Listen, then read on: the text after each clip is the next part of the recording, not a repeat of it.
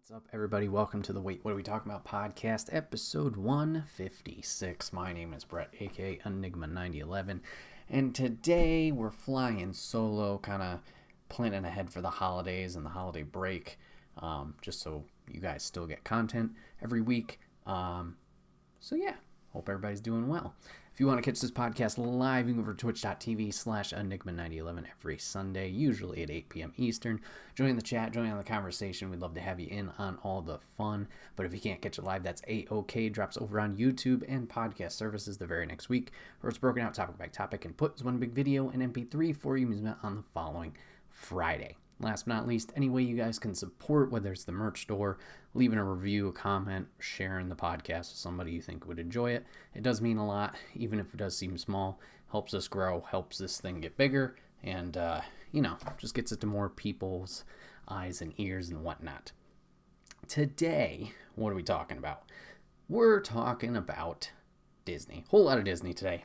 For those of you guys who don't know, coming up in the next year, March, we are going to be taking a Disney trip, going down to Disney World in Florida for the first time in quite some time, and just kind of wanted to gush about it a little bit, talk about what I'm excited for, some things that are different and have changed since the last time I was there, and chat about that for a bit. So once again, we're going in March, and we got a decent trip planned. I think we got about a 10-day stay or trip in total, something like that.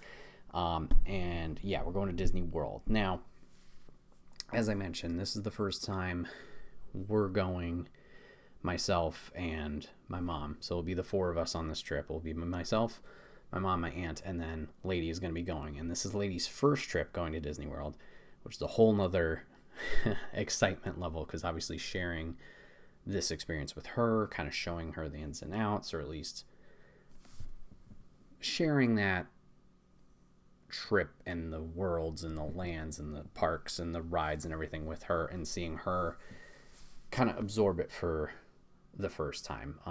We went on a very quick trip over to Disneyland in California, the two of us, but that was just a one-day excursion, and that was fun. But even with California being limited to only the two parks that you can literally walk across the street and get to either of them, Florida's obviously a whole nother beast.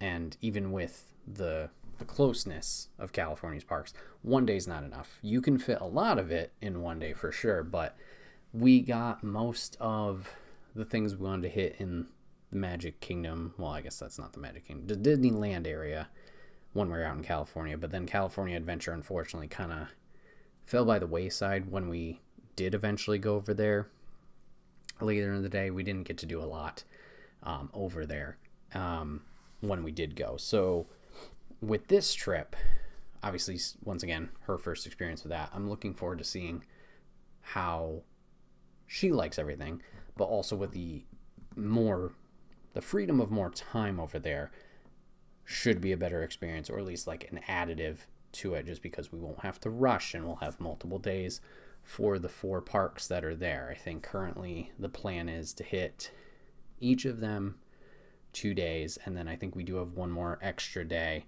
where we're going to Magic Kingdom, just because there's so much to do there. So it'd be nice to have that flexibility, and once again that freedom to not feel super rushed with what is there comparatively, obviously, to the other trip.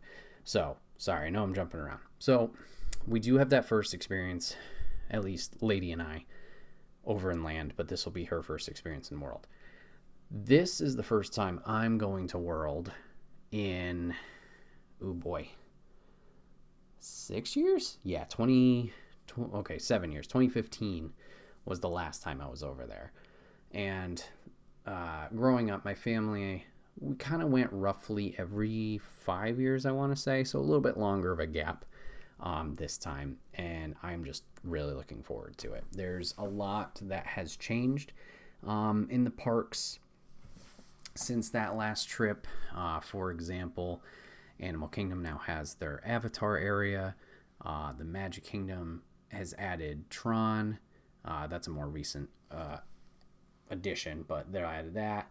And then Hollywood Studios has added both their Toy Story Land as well as the Star Wars Galaxy's Edge. Now, I've experienced Galaxy's Edge over in California, but I'm looking forward to obviously experiencing Florida's version. And then at the time when I had gone to California, they did not have the Rise of the Resistance ride even built yet or like finished. So I'm looking forward to experiencing those new things. So a lot of new things to kind of tackle. So I guess that would be one of the things that I'm just looking forward to in the trip, is obviously experiencing new stuff. But then, there's the nostalgia of the old stuff, kind of going on the dark rides, or the kid rides, as I like to call them, as storybook rides, experiencing those, because it's just, once again, it's a nostalgia trip, and it's fun. They are shorter rides, but like, if you have the connection to Disney like I do, and a lot of other people do who obviously go to the parks, it just, even though it's not the longest thing, it's like, it just brings the joy out of you. It's that inner child and like memories and all that jazz. So looking forward to that. But yeah, just wanted to talk about, I guess, what are the biggest things I'm looking forward to experiencing in this trip. Number one, as I already alluded to, sharing this experience with Lady, being her first time there, and then kind of like the ambassador-esque type sharing the experience with her. Seeing that is going to be great. So that would be number one. And then from there, I guess number two, we'll talk about the rides. What rides am I looking forward to the most with this trip? Splash Mountain was going to be one of them. I know there was talks a while ago of going through refurbishment, obviously with, Song of the South not being the best representation of certain things. I mean, not that the ride Splash Mountain was bad in any way, but obviously the source material where the characters had come from, they decided to change it. Totally understand, kind of modernize it, or at least adjust it to a different property. So they're going to be doing that with Princess and the Frog. We're hoping to ride Splash Mountain one more time in its original build before it changed, but unfortunately, the time we were out there will have already started its refurbishment process and changing over to was it Princess and the Frog? I almost said Frog Princess. Getting that overlay, getting that changed. So, I mean, it's unfortunate. I've ridden it many times. It would have been nice to have that to share with the lady, just to be like, oh, this is what it is. But, I mean, the ride is probably, track-wise, all staying the same. It's just going to be a matter of the insides and the animatronics and whatever effects they decide to add to that ride that will maintain or will be different, but the other aspects of it will stay the same. They'll probably update the outside as well, but we'll be at least to get able, Jesus Christ, we will be able to see the outside and the tree. So she'll experience it that way, but we won't be able to do that one. Another one that I was looking forward to, but I don't think will be open, will be Rock and Roller Coaster. Apparently that's going to be going through refurbishments too, for a 6-month hiatus. That's really shitty, because I was really looking forward to that one. There's rumors of it around it for a while, and it could have just been all hearsay during pandemic that like it was closing down or they weren't going to reopen it, and it did, and then now it's going through the refurbishment, which it's not changing anything, at least from what I've seen. It's just, maintenance stuff, and I'm not sure we could dive into this whole other side topic if this is a Chapek and Iger thing, if like Chapek just wasn't maintaining certain things. I don't know. The timing is just very convenient that we're starting all this work on these rides as soon as Iger's back into control, but that's a whole different conversation. So yeah, unfortunate that it doesn't seem that ride will be operational when we're out there. That one's a blast, a lot of fun. I don't think that would have been one lady was going to go on. She's not a big coaster fan. She's kind of like dipping her toe into it, and that would have been definitely a big test with the launch, and then obviously the inversions in there.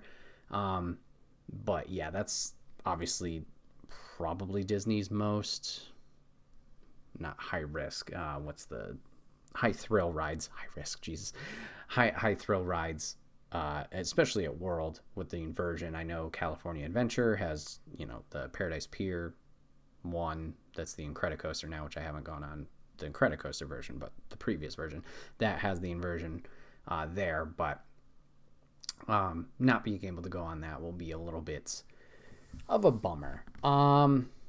So yeah, those will be the ones that are closed. I guess I have one more to talk about that's like a potential that will be closed. And God, I hope it is still not at this point. Tron. Please, for the love of God, Tron be open. Now, I've seen some postings saying like April it's going to be open, which obviously does not fit our trip window in the beginning of March. I believe March 10th is when we get there. Hopefully it opens a little earlier, or I've alluded to this on a past podcast topic when we talked about Disney. When Pirates of the Caribbean went through its refurbishment, adding Johnny Depp and all the Jack Sparrows into the ride, along with some other effects. The opening week, I didn't even know. I don't think any of us knew. The opening week was when we were on that trip. And a few days before, they were letting people ride it. And we only found out through another park attendee, and we were able to ride it before opening day, and then we avoided it opening day because that line was humongous. I don't know if they'll have the same experience for Tron when it's going. That's a little bit harder to kind of keep under wraps that people are riding it. At least Pirates, it's all in the building, so like you're not going to hear people scream or see them on the boat.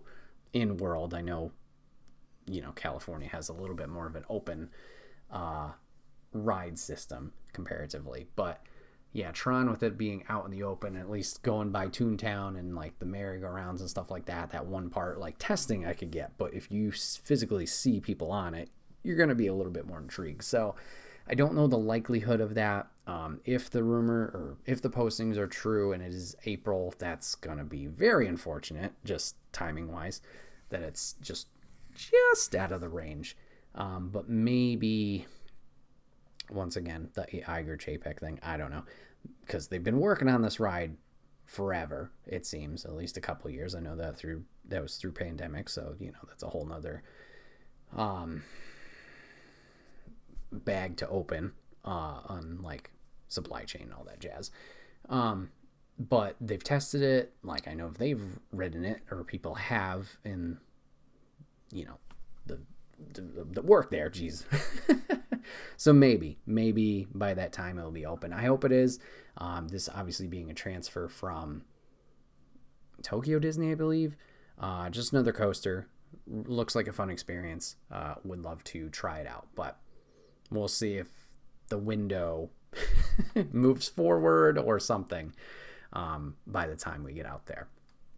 So let's talk about stuff that is open, that's definite. At least of right now as recording, that I'm looking forward to experiencing. And I think number one, I've talked about this on another podcast. I think it was back when Joe was on talking about his stream and stuff like that, is Rise of the Resistance. I alluded to it earlier with California. They didn't have it open at either location at that time when it had gone. But this ride looks intense. And intense from like an experience, like immersion standpoint. I've watched a lot of ride-throughs, I'm not going to lie there, so like I'm not going to be fully surprised at anything. But just, I think, getting, once again, immersed in that world, in the situation and the scenery that they've provided is going to be insane. Obviously, like pictures can only do so much, videos can only do so much. I think once I've experienced that, gone through the little transport into, the big Star Destroyer with all those stormtroopers, animatronics and whatnot, that's gonna be just insane. So very much looking forward to the whole experience of Rise of the Resistance and experiencing that firsthand. And I think the rollout of like how they do the groups, if they're still doing groups at this time or if it's just a regular queue, I think that's been better than what it usually is or was in the past. So hopefully it's a smooth transition onto that ride, especially with newer rides launching post that. I don't know if the excitement level per se has gone down, but maybe the traffic's not as there as it's going to other things. Well, who knows? So yeah, Rise of the Resistance is up there just to experience that firsthand. And speaking to Big John about it, like he's like, dude, you need to go on this ride. So very much looking forward to that, Rise of the Resistance. Another one, if we want to stay kind of on the, I guess not external IP, but because they bought them, but the space stuff. More, I think this might be their newest ride, is the Guardians of the Galaxy, the Cosmic Rewind. Very much looking forward to this in Epcot, which, Epcot, in my opinion, a very lax park. Not in a bad way. It's just, the appeal of the park there is the World Showcase. You're walking around, you're trying the foods, if that's your thing. Not particularly up my alley, not the most adventurous when it comes to the culinary arts, but, it's experiencing that. Once again, the kind of the immersion, the architecture they put there, the cultures and stuff like that.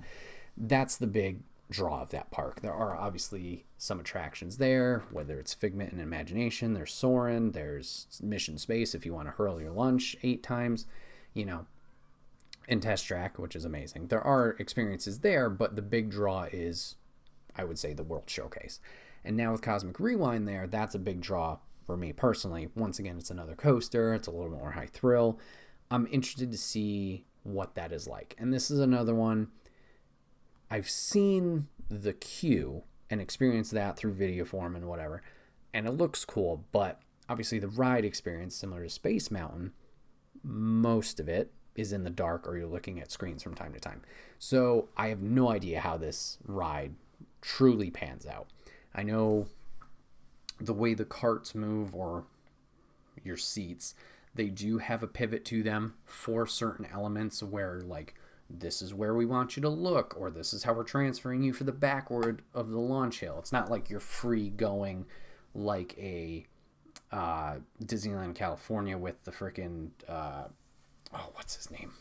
Not Roger. Is it Roger Rabbit? Yeah, the where you're spinning like a crazy person, or the teacups.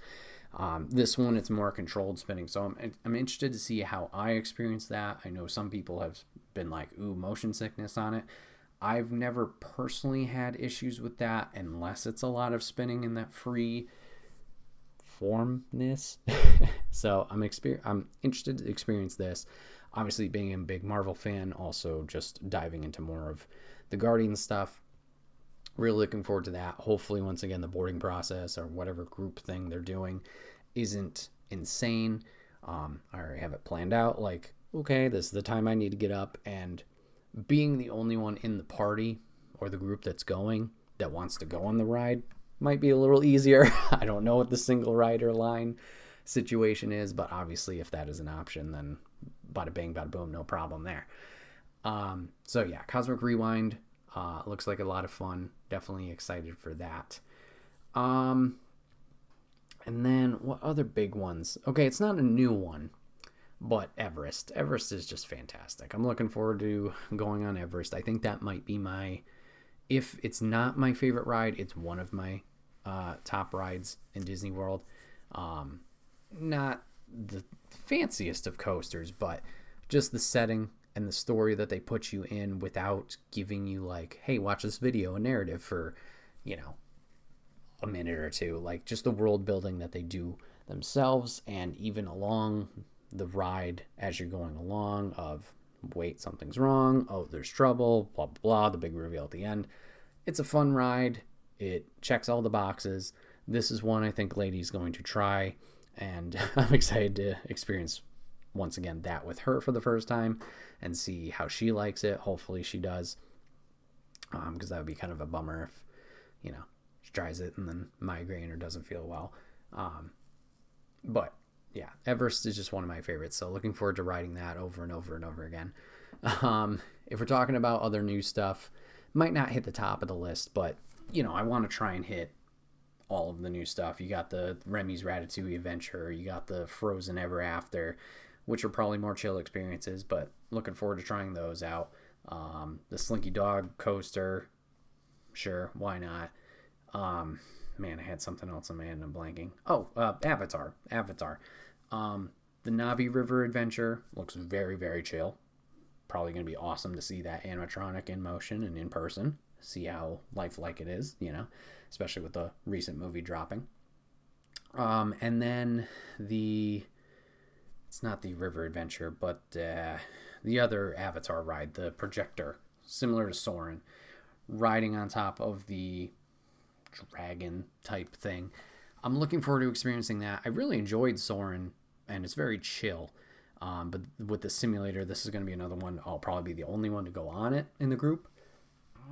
But I've heard really cool things about that one as well. Just have, like, once again, the immersion, obviously, with the whole simulation part. But, like, whatever you're sitting on to simulate the dragon and how it feels like it's breathing and, like, living and stuff, very intrigued. I'm not the biggest Avatar fan. I thought the movie was good. And obviously, technically, it looks amazing. But I'm interested to see what this ride does for me from a fan perspective of, like, does this win me over? Does it make me more of a fan? And then obviously, as a ride, do I just get lost in it and, like, oh my God, I gotta ride it again and again kind of thing. So we'll have to see there.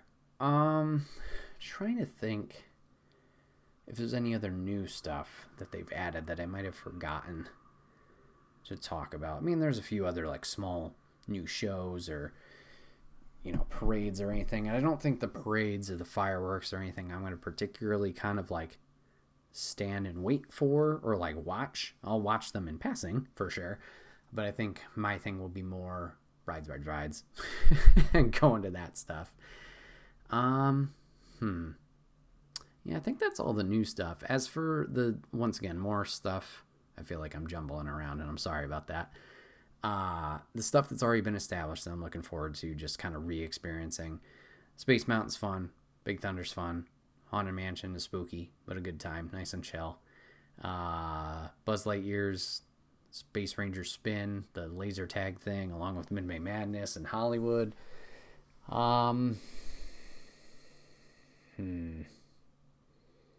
Test Track I already talked about. That one's a lot of fun. Just experiencing that, and then the fun mini game of building a car. And then I think with this trip, just because, well, for two factors. Because it's been so long, or at least, 7 years since our last trip. And then the freedom of time. I think this is one I really want to try. Now, granted, everyone says this. I want to hit everything. And what I mean by that is I think there's even some things where, it might not make the top of my list of, like, I need to do that or I want to hit that. But if there's time, and there should be time, because, well, with the trip length, I kind of want to just do anything and everything. Like Jungle Cruise. Hilarious is maybe a stretch. But a fun ride, you got the gimmicks, you got the dad jokes, you got the puns and all that stuff. That's going to be, one that wouldn't be on the top of the list, but I think with the length of time away from this trip and the length of time we have, like, that's something that, yeah, I want to hit that. Same with Muppets 3D. I haven't seen that since, oh boy, that wasn't last trip, that was the trip before. Like, I'm like, you know what, fuck it, I want to see that again. Re-experience that. Maybe do Barnstormer, maybe do fucking, I don't know. Like, these random things that are good rides and good experiences. Just like, once again, it wouldn't hit necessarily, I guess, the top of need to do lists if I was just there for a day, comparatively, kind of thing. I'm looking forward to experiencing more, and that's another thing, I guess, that will kind of lead to the third point, if we're circling back to points, after rides, is like, I'm looking forward to experiencing more of just the parks themselves and, like, exploring. Once again, with the freedom of time, I feel like this is going to be a way to kind of, I don't know, take our time. And, like, growing up and with the trips previously, it never felt like we were rushed or anything. And it never felt like a situation where we weren't able to do what we wanted to do. Just as, like, an adult experiencing it and knowing more about the parks from watching, like, videos from Tim Tracker or listening to podcasts like Addicted to the Mouse or whatever. Just kind of taking it all in as an adult and just slowing down and really absorbing everything. Obviously, the storefronts is all merch, but, like, how things look and are designed and how they're, laid out, or the food stuff. Like, obviously, as a kid, like, well, you only have so much money, and you're probably going to use that on, the souvenirs and whatnot, which we still will. Don't worry about that. But, like, okay, it'll be a little bit more open to trying things, and it could be something stupid as like a Mickey pretzel, or cookie or sweet, or like when you're in Epcot, oh, maybe I'll try this thing or whatever it is. Just having that mentality of like, yeah, obviously there's things we want to do, and once again, previous trips, it never felt rushed, it never felt bad or anything like that, but having that mindset of like, it's vacation, don't worry about it. As an adult, from an adult perspective, just take it in. Just take anything and everything in. So from the rides, which we'll do, and we definitely want to do, and whatever, but just everything in between too. Don't feel like it has to be point to point to point to point to point to point to point. And once again, not that the other trips felt this way, just from a kid's perspective, you're just kind of along for the ride. And yeah, the rides are the fun part. You don't want to wait in line and everything like that. But it was never bad. Just from an adult perspective of like, don't feel like it's a big checklist, I guess, is what I'm trying to say. And I think that's something I just struggle with in general in my later age. Oh God. And looking out for the group here with the other three, it's just like, I want to make sure they have a good time. But just remember, it's not all about just those experiences and the rides. It's about everything. So just making sure, keep that control, I guess, keep that level-headedness, and then, yeah, just take advantage of the time that we do have and the in-betweens and whatever. Just try and make it fun. Try and soak it in. So, yeah, very much looking forward to the trip coming up. Now that the new year is upon us, it's like, obviously, it's getting closer and closer, but the excitement is building more and more. It's not this trip that's out in the far horizon of like, yeah, we're doing that. No, it feels like it's going to be here, in just a snap or, a second. It's going to be here real quick as time goes fast, usually, and you blink and you miss it. But just very much looking forward to the trip, looking forward to hopefully hearing some good news about some things opening early, or hopefully no more refurbishments for other stuff that wanted to go on or whatever. But I don't know. Disney. So yeah, let's move over to topic 2. We're talking more Disney. It's a whole Disney episode today. Hope you were ready for it and put on your ears. I'm going to switch over to the video game side of things and talk about a little game I've been playing a shit ton of lately in Disney Dreamlight Valley. Now, you're like, Brett, this is totally opposite of the games you normally talk about on this show. Yeah, it is.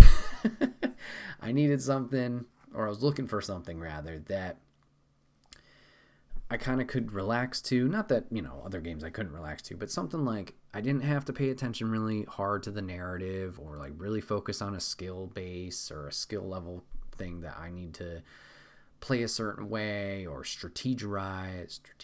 Is that even a word? Strategize. English.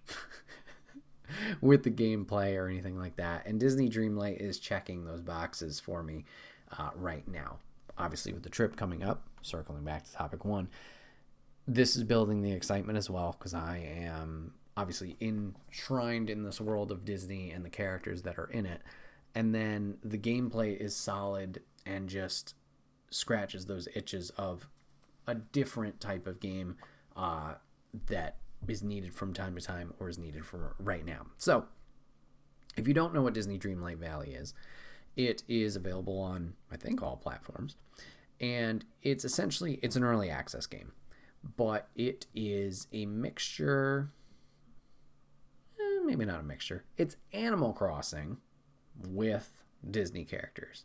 So it is a farming game, a world building game, a conversational game, a task based game, whatever you want to call it. So as your main character, you are helping rebuild or save the Dreamlight Valley. Something's gone amok there, it's all evil or has been corrupted by evil, and you are there to kind of cleanse it and restore it to its former glory. So you are found, I guess, or run into Merlin here, and he kind of explains the whole situation and explains how you have magic and you can help out, the valley. So you get rid of these night thorns, or what they're called, and you are trying to once again restore the valley and help it from the forgetting, I think is what they call it. And essentially what it is, it's just caused all this chaos and characters to not remember who they are, what they are, their relationships that they had in the past. So by doing these tasks and helping out Merlin along with other characters on the way, you save more characters, you recruit them to your village or restore their homes or whatever, and you're essentially healing the area that you're in. And the more you do it, the more you meet new characters, you kind of learn about the narrative that they are telling and how this happened and what happened to these different characters and why they're suffering the things that they're suffering. And it's neat. The story is cool. It's not, I would say, groundbreaking story by any means, but it's fun to run into these characters, help them out, and be like, oh, so-and-so's in the game, they're great, and like you help them with little menial tasks like, hey, I need help fixing this boat, can you help me get the resources? And you just go and collect resources. I need this much of the wood planks, or I need to craft these different materials, the fiber to make rope, and do this and do that. So it's a very task-driven game, resource management. So with that, there's a lot you can do in this game. From the crafting side, which I already talked about, there's farming you can do, there's fishing you can do different gathering or foraging, whatever you want to call it. And you have the freedom of doing whatever you want to do. Obviously, if you want to do the tasks to progress, the story beats or whatever, do that, great. And there are plenty of tasks, especially once you get a little bit more of the character roster or characters just back into the valley. It can pile up. It's very organized, but it can pile up, especially once more and more characters become involved. So you could do that, or if you're really into the customization thing, which I know a lot of people are, you can customize the holy crap out of a lot of things here. Obviously, your main character, customize them.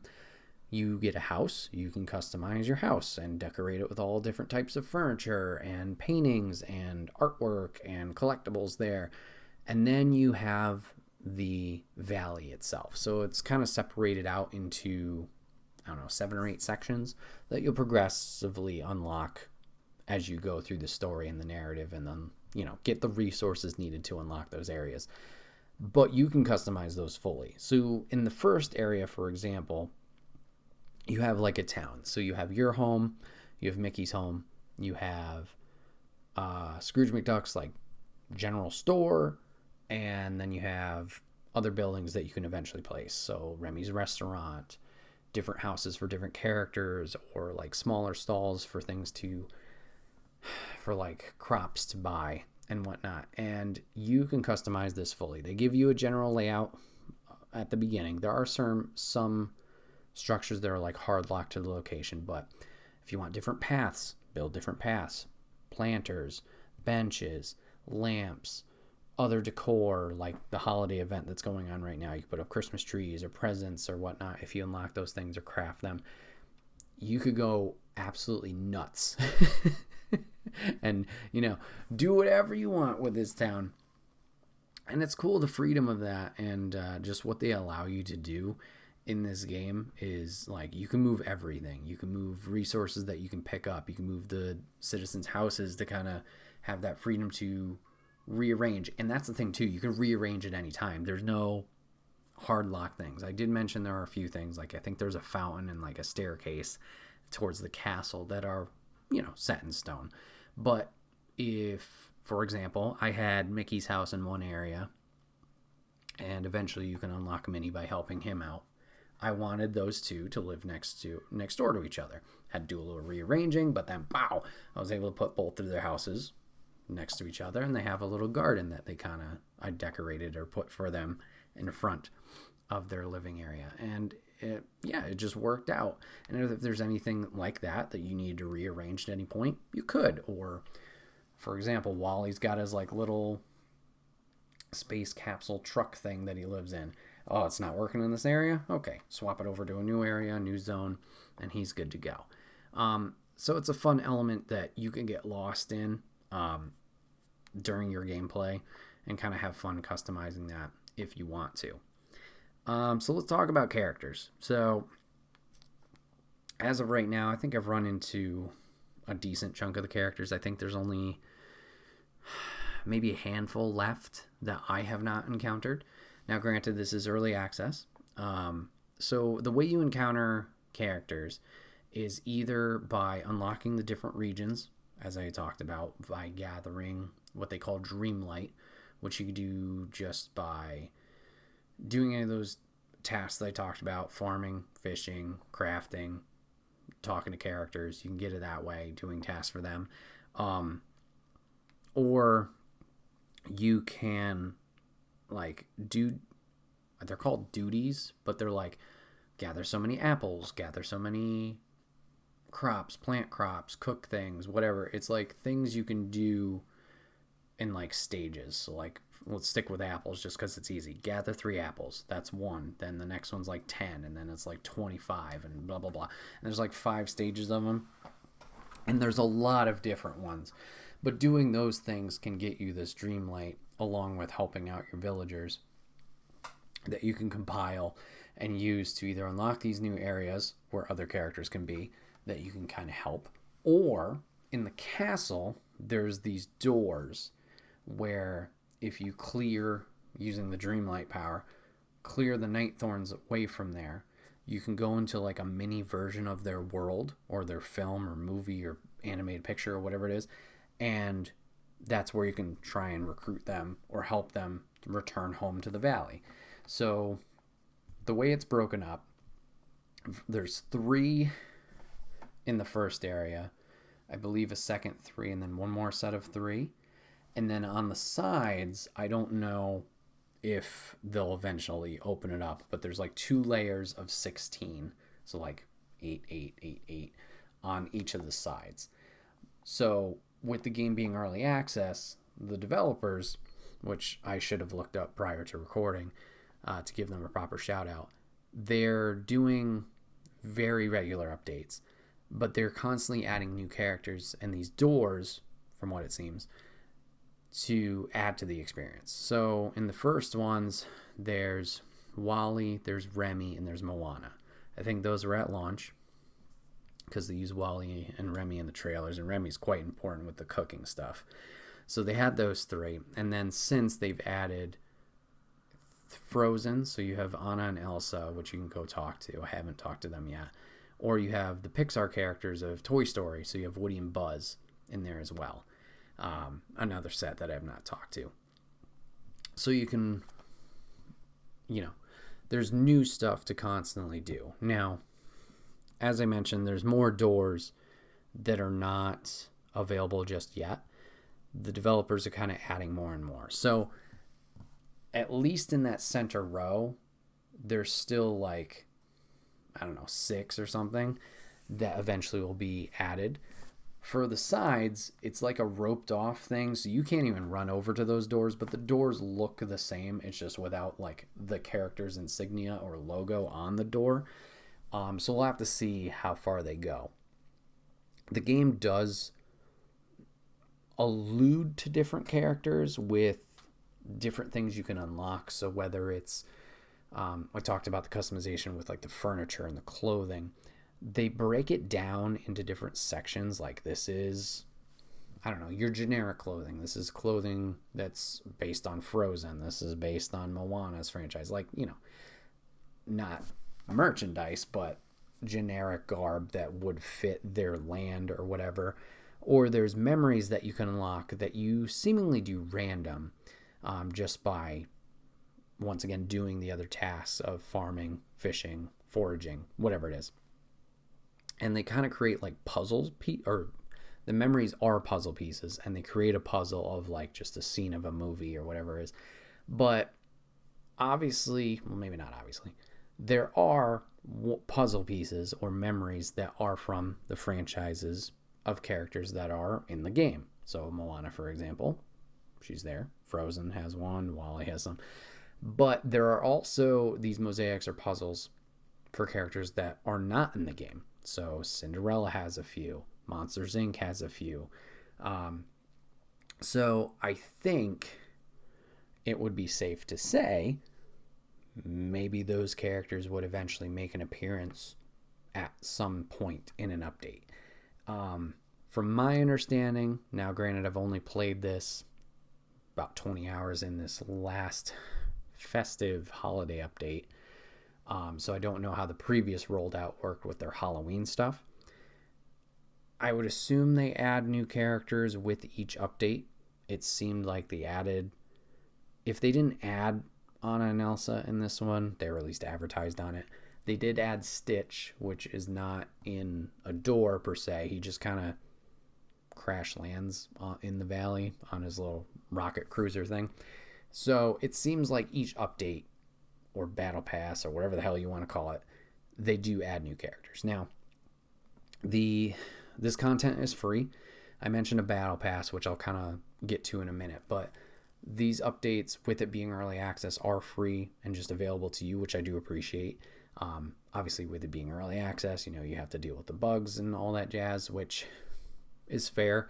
But once again, this team, which I guess I should look up, stays, really on top of everything and takes user feedback and is constantly putting out, patches and whatnot for things that might not be working, or just to help it and get better. So the developer and the publisher is Gameloft. But yeah, they do a fantastic job making things fresh, keeping it updated, keeping it going. And that's great. So the battle pass I alluded to. So I wasn't playing in this time, but there was one for Halloween, and now there's a festive one as a recording for obviously the winter holidays. I believe there's still like 20 days or so still left of it, so it's going to obviously go a little bit past the holidays. But in this, you can pretty much just unlock more cosmetic stuff. You can use money, real world money, or these moonstones that you just get in game. As obviously time progresses, you get enough to get like a premium pass, which you can unlock more, or you get more tasks to unlock it faster. So earlier I talked about duties, which are like the check marks or the tasks, like do this and you get the resource, do this, you get the resource. So with the festive one, it's like you get, on the free pass, you get 3, and then if you do premium, you double it, you get 6. So if you do those tasks, you get these little present icons, and then similar to most other battle passes, you use that to like pick and choose what you want to unlock. So you can unlock, once again, like a Christmas tree. You get that, or a stack of presents, or this lamp with a wreath that hangs down. So they're cosmetics that you get that you can then, once you have that first one, you can craft as many as you want, as long as you have the resources.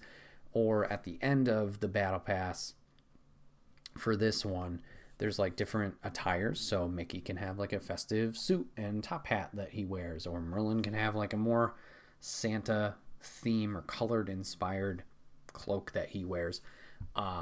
So it's more fun stuff that, like, if you want to chase after and do, you can. Obviously you don't have to.